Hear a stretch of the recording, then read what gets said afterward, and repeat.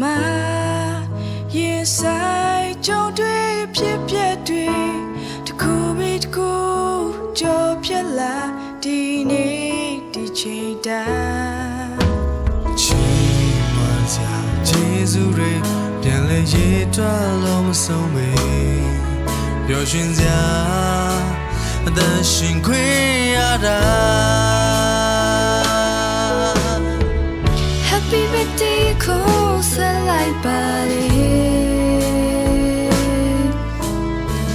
ကျမချမ်းသာဝမ်းမြောက်ချစ်ရှိစေ Happy birthday baby အသက်ရကျော်ရှိစေတောက်မိတွေစတော့မြတ်တော်ဝေ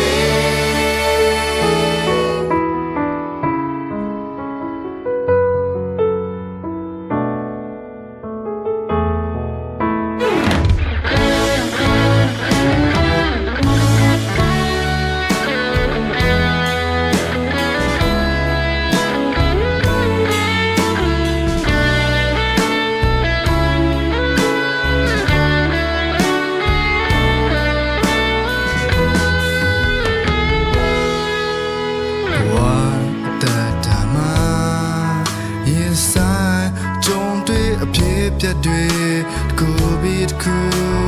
ကြော်ပြတ်လာ